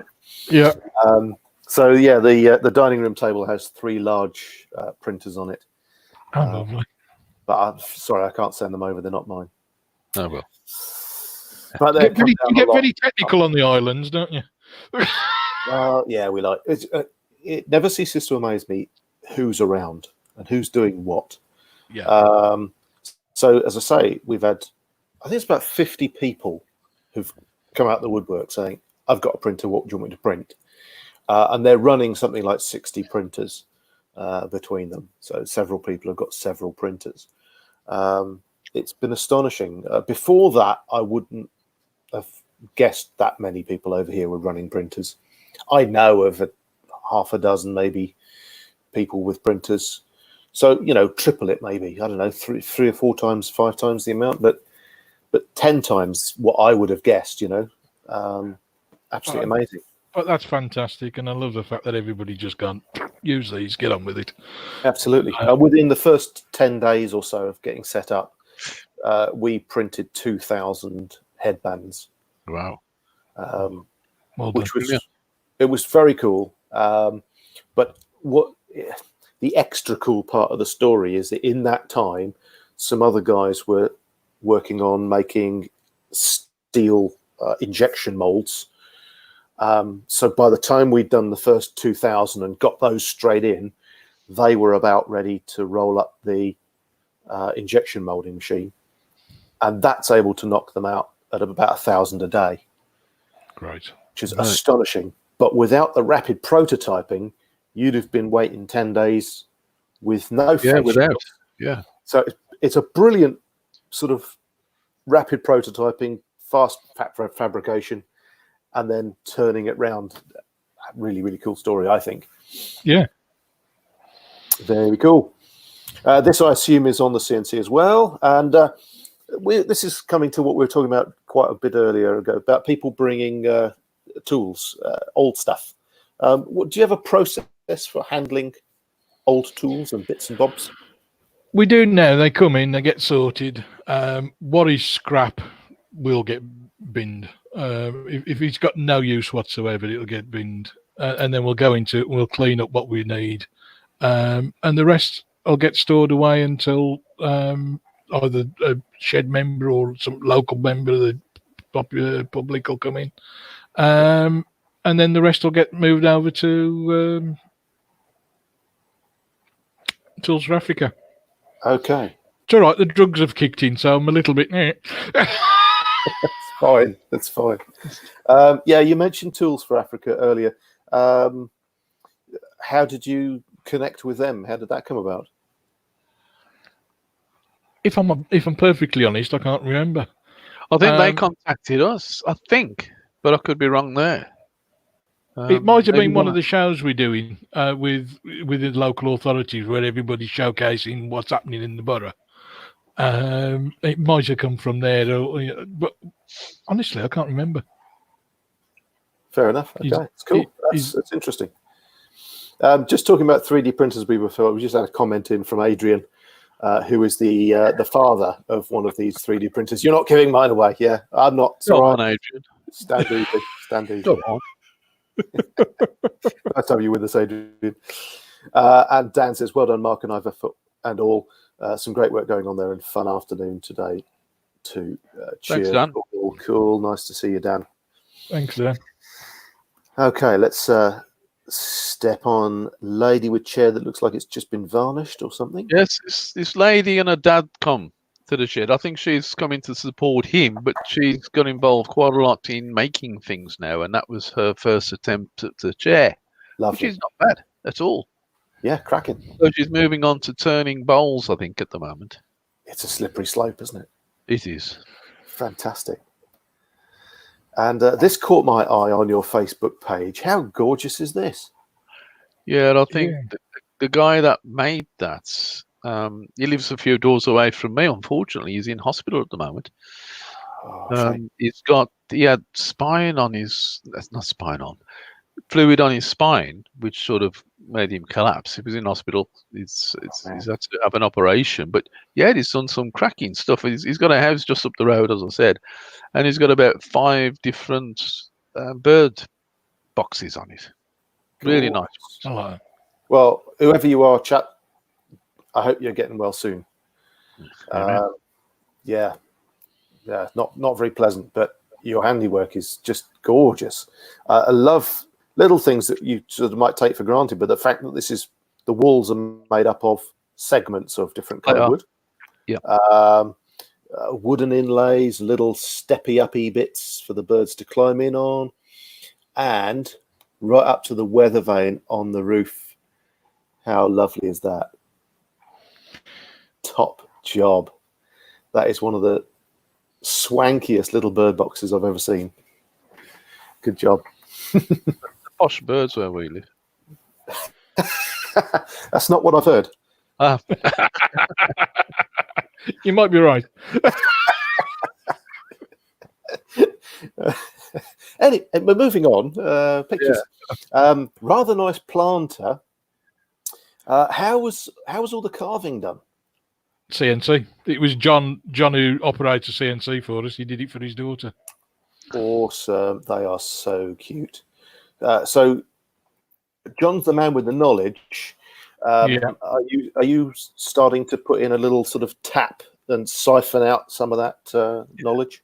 Me in our chair at the moment. He's been involved and done a few bits and bobs. So yes, we're trying to tap, as I mentioned to you before, that John's getting on.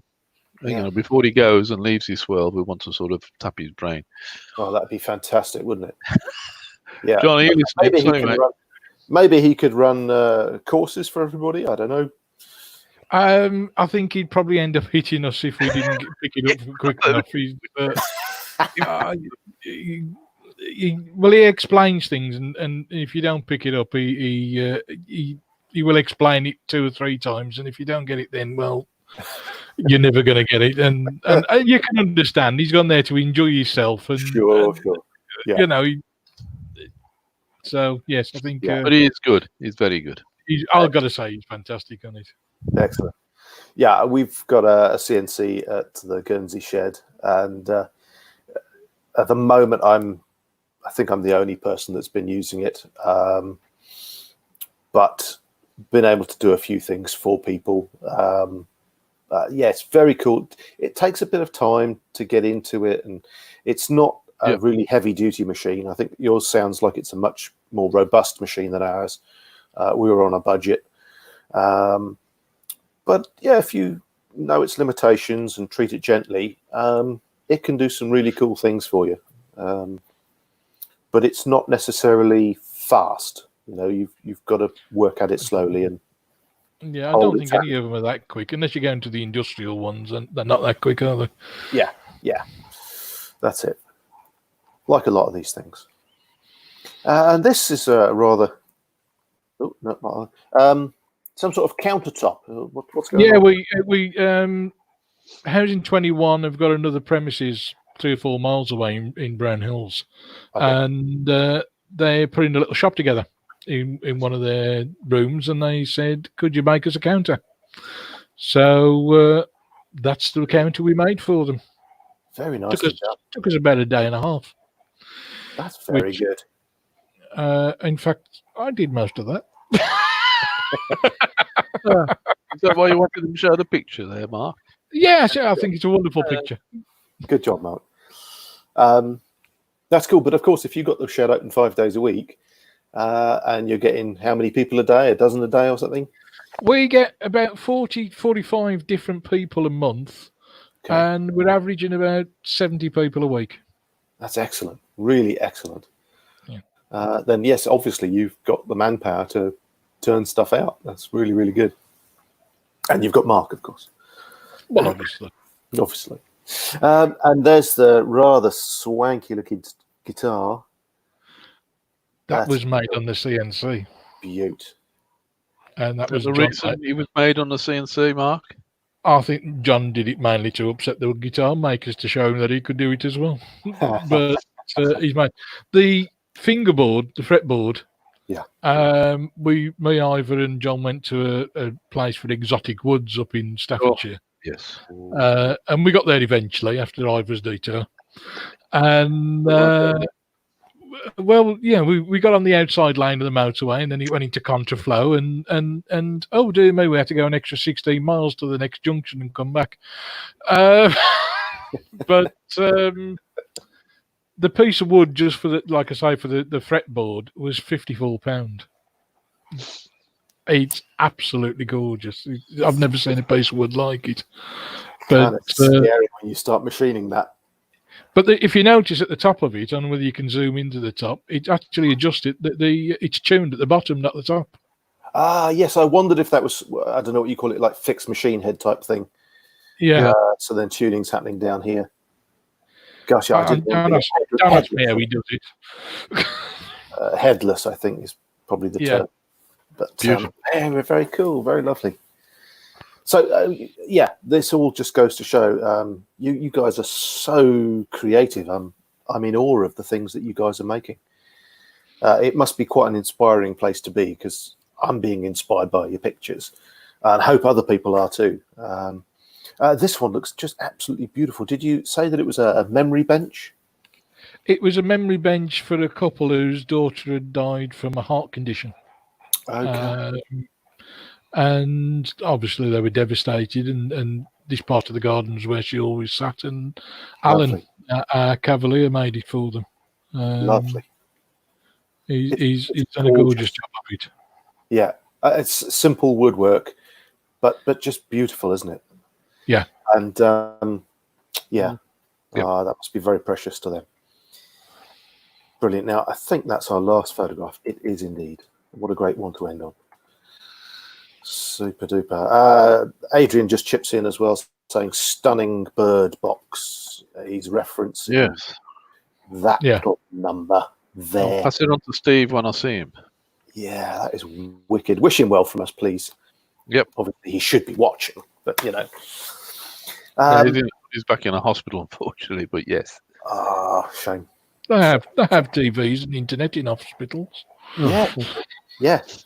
Well, that's the cool thing with this. If you're on Facebook or even have, plebby access to YouTube, this is something that people can watch both live, but also at any other time. So it's worth saying, if anyone wants to look at our previous shows, this is number 9. So there's other shows at sheds.gg/SHEDcast. But if you can't remember that, just go to sheds.gg. That's the Guernsey domain, GG, which I think should be prolific for people who have horsey type businesses. GG.gg, like tac.gg. What a brilliant domain to have. But I don't know of any Guernsey sort of companies exploiting that. I might be wrong, but if I was in the horse, you should register it quickly and then sell it to them at a profit. It means squatting. They don't like squatting on domains, do they? So anyway, go back and see our back catalogue. I don't know. I've said it before. I don't know how long we're going to continue doing the Shedcast. Once we're out of lockdown, this was the purpose for doing it, is to be able to connect people and share and shed content and shed banter, but doing it through a streaming service. Whether we do this going forward, I don't know. Maybe people can chip in and say whether they want it to carry on, if there's a worth to it. But we'll cross that bridge when we come to it.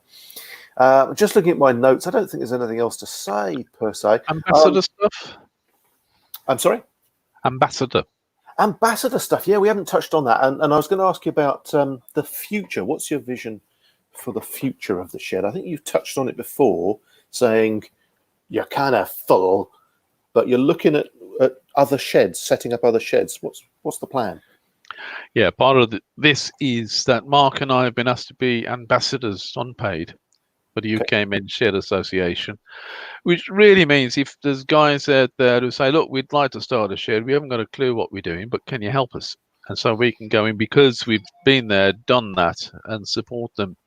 The Andy Street, who's the mayor of West Midlands, he came to visit the shed, and he seems pretty keen that within the West Midlands, he'd like more sheds. And so we're hoping, once this virus is out the way, that we can go and meet up again and talk more about how and who in the West Midlands might want to be part of the shed movement. Brilliant. Yeah, great.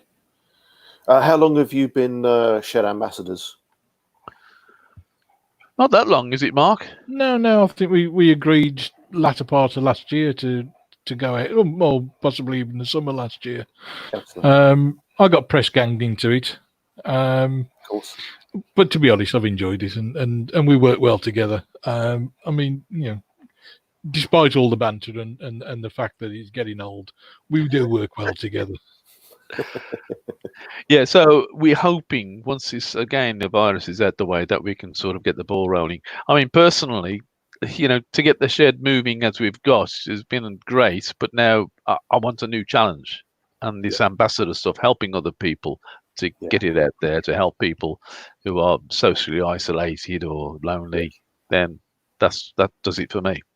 Yeah, I think having seen how well it's done for us and for our shed, that's what inspired me to say, yes, I'll do it and help other people to do it. Because if they get as much enjoyment out of it as I do, then, good luck to them. Yeah, excellent. At the moment in Guernsey, we've got one shed. But our hope and our focus has been on that, because it's been a massive renovation project.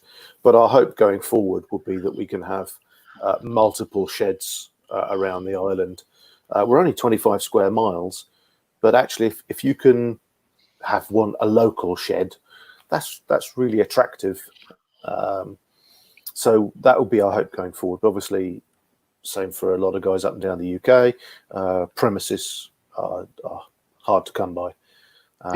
So we'll cross that bridge when we come to it. But it's something in our mind to replicate the shed and have different styles of shed as well.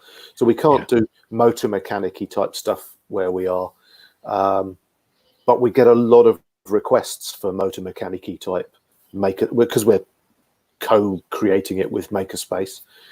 Some of us are in both camps, so to speak. But we quite fancy the idea of having a site where we can do motor mechanic-y stuff, dirty, kind of noisy, where there isn't a problem. It's not a rural area, which is where we are at the moment. So that would be nice. You're talking about makerspace. We've got a lad in Walsall, 3 miles from us, and he runs a makerspace, and he's just registered as a shed as well. So, I can see them working well together. The other thing that we have as well, a lot of requests, is boats. Oh, can I bring my boat up? And we've had a few, and it gets potentially quite messy, and they take up quite a lot of space. We've got one in the shed. Again, on a previous show, we had our guy Alan talking about his Norwegian sailing boat dinghy, kind of 16-foot Norwegian design, and he's just starting to get back into the shed at the moment now to do some work on it. He only just took it into the shed as a special arrangement just before lockdown kicked in, and he hasn't been able to go back in. So we're just at the moment talking about how we can gain access to the shed again, a couple of people at a time, that kind of thing. So hopefully we'll get to feature Alan's boat. But going forward, that would be another thing that we could do, is perhaps have a boatyardy kind of shed where boaty projects, somewhere near the coast, obviously. I think it's a great history of boat building, but it's kind of lost. It'd be really great to harness that.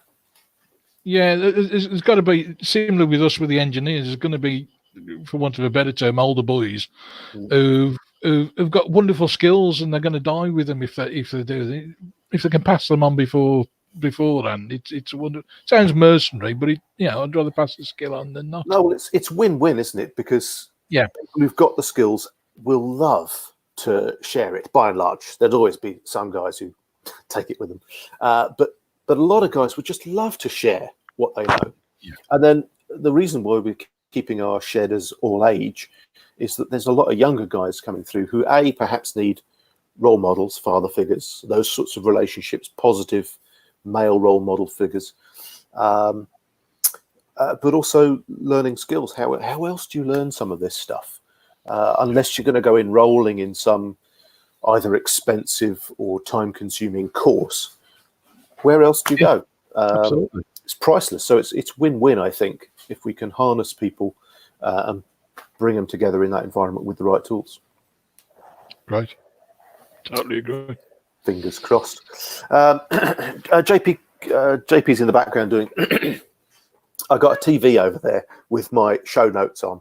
But they need scrolling. JP, could you scroll my show notes for me? I'll get seamless. I know, yeah. I'll get the start to it. You can edit that out later, don't worry. What do you need the other angle?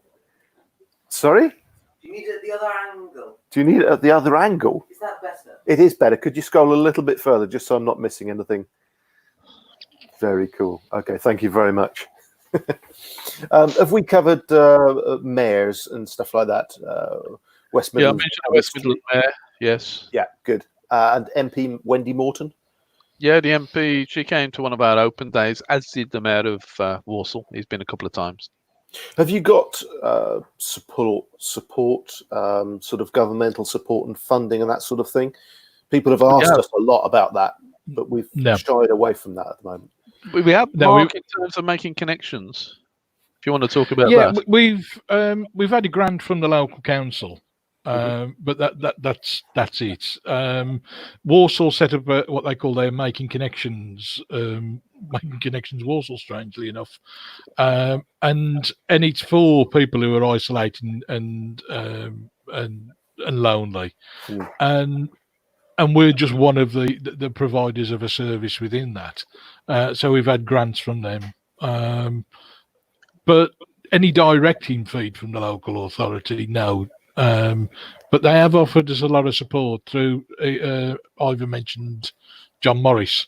And the man's got a wealth of knowledge and he's great for showing you where to go to get what you need to do, and promotes us wonderfully. So we've had that support, but direct financial support now, other than the grant.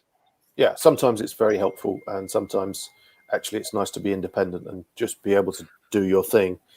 Yeah. But every situation is different, so it's just interesting to know. Yeah, it's yes, I agree. I think you get to do your own thing, and like you say, each shed's different, and you can move it to where you want to do it. We can't do any welding where we are. They get upset if you set fire to all the little old ladies upstairs, so they don't let us do it. So it's, but I do find people don't travel far. If you with the exception of one or two, Yeah. a couple of 3 miles is as much as they'll go. We get nobody from the south of the borough, Right. and we're only talking 7-8 miles. Wow. It's crazy. That's very interesting because there's something I often call as the Guernsey mentality. But if someone says, I'm just going to go meet someone out at the airport, someone else, will say, you're going all the way out there. And it's only like 4 or 5 miles that way. Yeah. Whereas you get on the UK and you jump on you do 5 miles every few minutes. It's not a question. But it's interesting to hear that in a small town setting. It's a very similar mentality. Yeah. In a way, there's nothing wrong with it. I don't mind at all. But sometimes you just need to break that down and get people a little bit further out their comfort zone. With the UK men's shed, and obviously it doesn't apply to yourselves because there's only one of you, but they're trying to set up, and I know they've done it in the south of England, where a group of sheds meets up every 3 months or something. So you start to get that connectivity, and you get to share. If somebody needs one job doing, why have they got to go and buy a huge piece of machinery when they can get it done by somebody else? And 10 miles up the road has got a laser. Yes. Go and buddy up with them for a day. Yeah. And I think it's a great idea. Yeah, absolutely. Yeah, that's really cool. Yeah, it's been good talking to Kate. She was on the show a few weeks back and talking about how she's trying to connect people together. It's really valuable. And that's part of what this whole SHEDcast thing is. And this morning as well, listening to the Shed Happens radio show from Froome FM. It's all about connecting us together, especially coming from Guernsey, where we're quite isolated. But to actually be talking to you guys in the Midlands, some of the same problems, different challenges, different opportunities. We can feed off each other and build great relationships in the process. That's what I really love about it. Yes, good. Well, when we come to Guernsey on holiday, we'll be able to come along to the shed and create havoc there. Most definitely. You would be most welcome. And you would get as good as you give. Yeah, I'm sure we would. Yeah, we've got a good line in banter too. Yeah, I think most men have. I think men like to have a laugh and a joke, and what you do is less important than you do it together. Yeah, that's very true. Yeah. So, it's something we've learned on our renovation journey, and Mark commented on this a little while ago. Mark is our chairman. That actually the process of renovation, whilst it's been sort of at least 3 years, 3 and a bit years now, whilst it's been really frustrating at times, painfully so, it's actually also been shedding. It's actually been the journey that is it. The fact that you're doing it together, we've built some really precious relationships along the way, which I wouldn't exchange for the world. It's been. And I think that the other thing is you're doing it for the love of doing it rather than for a monetary reward. Yeah. And I think that's a big thing. People precious. are doing it to help each other because they want to. Yeah, absolutely. Yeah, that sense of purpose is, it's life-saving, literally life-saving. Yeah. Brilliant. Gentlemen, It's been an absolute pleasure to meet you. And obviously, if you ever get to come to Guernsey, then most definitely come and join us. Saturday lunchtimes are the best because we have bacon butties. Oh, hey. Saturdays is. Maybe that's something you need to do on your Saturdays to get people in on a Saturday. Is do Saturday. It's 12:30 is bacon o'clock for us, And anyone Right. who walks in the door gets bacon butty and a cup of tea. There's a thought. And it's just a touch point. And we say to people, because it's been our sort of primary day historically for working, but we say to people, look, even if you can't come and do any work, there's no obligation to lift a finger. Just, you've got to eat. So come and have a bacon butty and then push off again. That's fine. Yeah. But at least we've seen you, and there's a bit of relationship, and you've seen what's going on. You're in on the discussion as to what's happening next, and et cetera, et cetera, et cetera. It's been a really useful tradition to do. We've been doing it three and a bit years, and it's really popular. We do get people who just. I was sort of passing, although you don't pass that in the island very much.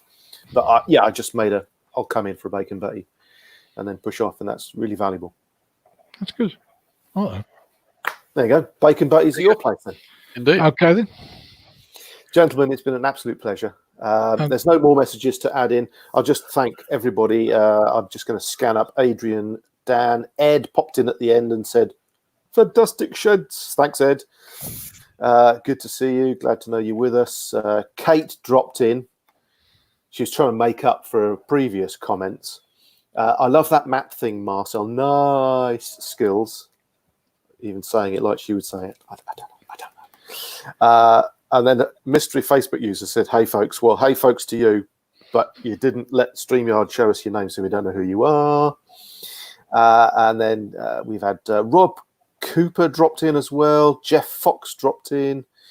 And that's about it. And JP's been lurking around in the background being show producer. Thank you very much, JP. And, well, I don't think there's anything else to say apart from the Guernsey thing that's written across the bunting in the background. I don't think you can read it from there, but it says à la prochaine, which is a bit like saying goodbye, but it actually means until we meet again. Au revoir. You take care. Indeed. Take care, very Marcel. much, gents. All the best. Bye. Toodaloo. Bye now. À la prochaine. Cheerio. Till have it. Get off for the beach.